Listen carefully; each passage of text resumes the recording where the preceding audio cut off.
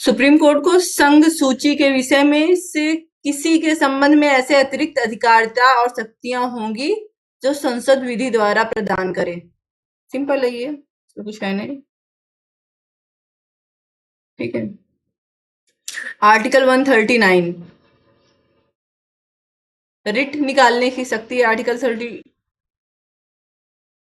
से संबंधित है।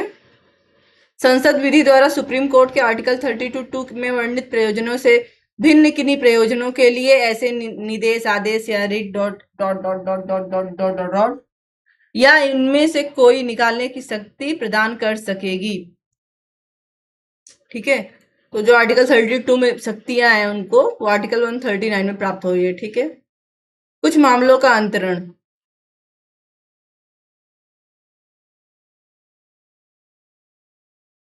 जब जैसे कोई मामला है, एक हाई कोर्ट से दो हाई कोर्ट हैं, ठीक है, तो इसके डिस्ट्रिक्ट में है या हाई कोर्ट में ही है या इसके डिस्ट्रिक्ट में है या हाई कोर्ट में है, तो कैसे ट्रांसफर होगा एक दूसरे में, ये बात कर रहा है आर्टिकल 139 ए।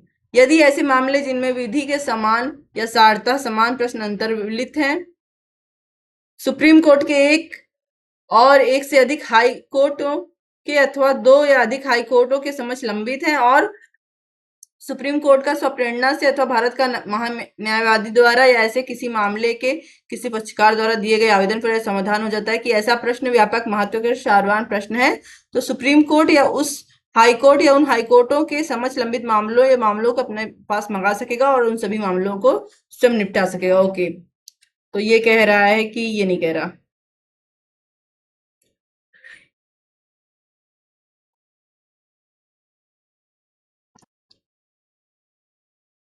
ये बोल रहा है कि कोई इंपॉर्टेंट केस है, सॉरी, कई हाई कोर्ट के पास पड़ा हुआ है, ठीक है, और बहुत इंपॉर्टेंट टॉपिक है, उसी टॉपिक पे सुप्रीम कोर्ट के पास भी कोई मामला पड़ा हुआ है, तो सुप्रीम कोर्ट को लगता है, स्वयं लगता है, या हमारे महान्यायवादी को लगता है, तो क्या करेगा सुप्रीम कोर्ट, सारे मामलों को एक साथ एक जगह पर अपने पास बुला के एक बार में ही उसकी सुनवाई कर लेगा।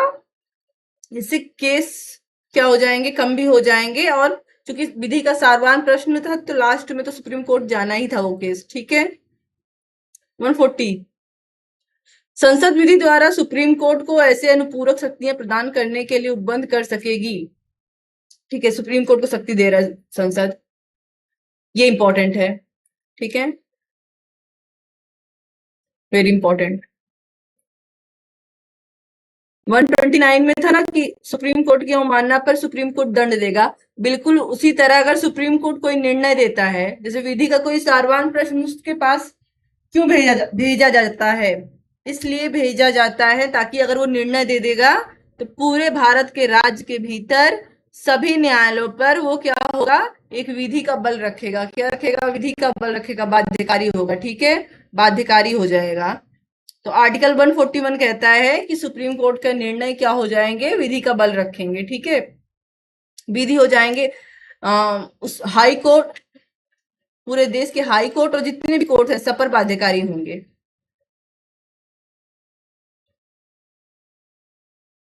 142, ठीक है, 143 देखते हैं। यहां पर क्या हो रहा है, कोई इंपॉर्टेंट प्रश्न पर राष्ट्रपति क्या कर रहा है, सुप्रीम कोर्ट से राय मांग रहा है, परामर्श मांग रहा है। ठीक है, यदि किसी समय राष्ट्रपति को ऐसा लगता है कि विधि या तथ्य का कोई ऐसा प्रश्न उत्पन्न हुआ है या उत्पन्न होने की संभावना है, मतलब कि कोई प्रश्न या तो उत्पन्न हुआ है या हो सकता है, फ्यूचर में हो सकता है, ठीक है, लेकिन संभावना 100% हो, ऐसे ही नहीं हो, जो ऐसी प्रकृति का और ऐसा व्यापक महत्व का है कि उस पर सुप्रीम कोर्ट की राय प्राप्त करना समाचीन है, तो वह उस प्रश्न को विचार करने के लिए उस न्यायालय को निर्देशित कर सकेगा, और वह न्यायालय ऐसी सुनवाई के पश्चात जो वह ठीक समझता है राष्ट्रपति को उस पर अपनी राय प्रतिवेदित कर सकेगा। ठीक है, कोई क्वेश्चन उठा है प्रेसिडेंट के सामने, विधि का सारवान, उसको लगता है कि सुप्रीम कोर्ट की राय मांगनी चाहिए, तो मांग सकता है, सुप्रीम कोर्ट उस पर क्या करेगा, अपनी राय देगा। ठीक है, अब इस पे बहुत इंपॉर्टेंट केस भी है, तो जब ये आर्टिकल पढ़ना तो नोट्स में केस भी है, उसको जरूर पढ़ना और जरूर लिखना। ठीक है। भारत आर्टिकल 144, भारत के जितने भी कोर्ट्स हैं ऑल, सब किसके अंडर रहेंगे? सुप्रीम कोर्ट के। ये इतना बोल रहा है, भारत के राज्य क्षेत्र के सभी सिविल और न्यायिक प्राधिकारी उच्चतम न्यायालय की सहायता में कार्य करेंगे। ठीक है। आर्टिकल 145 में सुप्रीम कोर्ट अपने न्यायालय के लिए, अधिकारियों के लिए, बाकी सबके लिए नियम बनाता है। ये नियम काफी लंबा हो रहा है।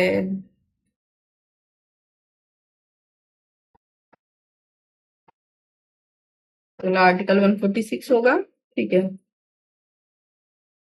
ठीक है। सुप्रीम कोर्ट के ऑफिसर और उनका खर्चा 146 में है। ओके, तो इतना ही था। अगला है भारत का नियंत्रक महालेखा परीक्षक। तो जब अगली नोट्स वाली क्लास चलेगी तो उसके बाद बेयर एक्ट देखेंगे। ओके, बाय, नमस्ते।